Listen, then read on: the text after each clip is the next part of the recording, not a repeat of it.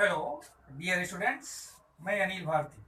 तो आज चर्चा करेंगे क्लास 11th सब्जेक्ट केमिस्ट्री में पहले यूनिट का पहला chapter basic concept of chemistry.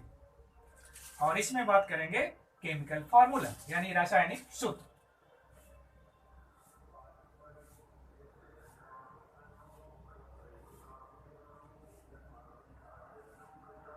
तो वह सूत्र जो किसी यौगिक में उपस्थित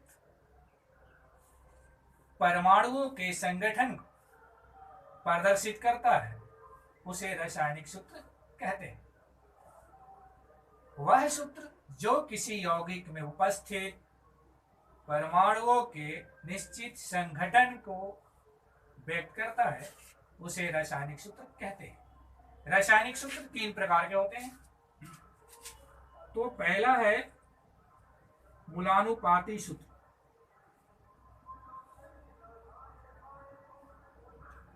यानी एम्पिरिकल फार्मूला। और दूसरा है अणुसूत्र या इसी को आणविक सूत्र भी कहते हैं, मोलिकुलर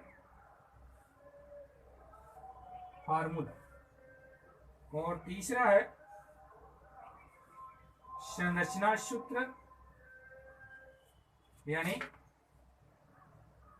स्ट्रक्चरल फार्मूला। तो सबसे पहले बात कर लेते हैं मूलानुपाती सूत्र के बारे में। इसके बारे में तो वह सरल सूत्र जो किसी यौगिक में उपस्थित भिन्न भिन्न तत्वों के परमाणुओं के आपेक्षिक संख्या को प्रदर्शित करता है उसे सरल सूत्र या मूलानुपाती सूत्र कहते हैं। तो मूलानुपाती सूत्र का आप कैसे निर्धारण करते हैं उस पर बात करते हैं।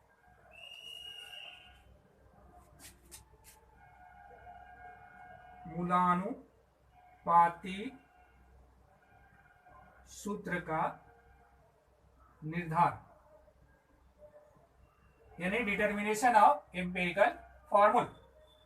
तो सबसे पहले इसके जो पॉइंट्स है उस पर चर्चा करते हैं कि तत्वों के प्रतिशतता में या उनके भरात्मक भाग में उनके परमाणु भार से भाग देकर आपेक्षिक संख्या ज्ञात करते हैं। तो पहला पॉइंट हो गया आपेक्षिक संख्या ज्ञात करना। अब दूसरा है कि सभी अपेक्षिक संख्याओं में सबसे छोटी अपेक्षिक संख्या से भाग देकर सरल अनुपात ज्ञात करते हैं। तो सरल अनुपात ज्ञात करते हैं दूसरे पॉइंट में। और तीसरा में सरल अनुपात पूर्णांक के निकट या पूर्णांक के रूप में होता है। यदि पूर्णांक के रूप में न हो तो उनमें किसी उचित संख्या से गुणा करके पूर्णांक में बदल लेते हैं। सरल अनुपात को पूर्णांक में बदलना। और चौथा पॉइंट है कि सरल अनुपात की संख्या से तत्वों के अनुपात में गुणक के रूप में दाहिने तरफ नीचे लिखते हैं। तो इसमें है सरल अनुपात को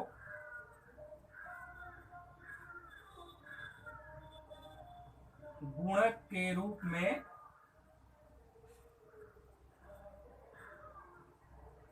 लिखना। तो इसके संबंध में एक उदाहरण देखते हैं, क्लियर हो जाएगा पॉइंट्स।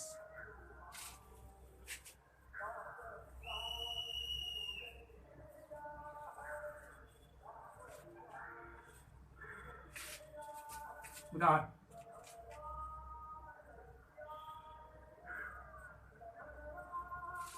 एक यौगिक में कार्बन 40%, हाइड्रोजन 6.66% तथा शेष ऑक्सीजन है।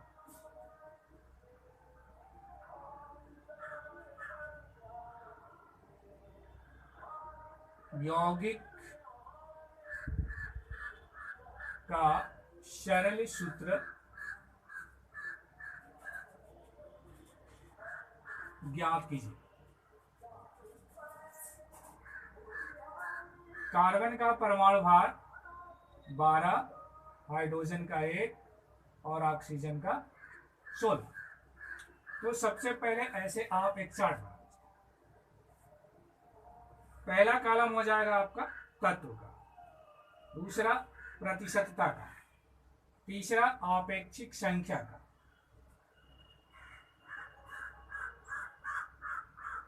और चौथा सरल अनुपात।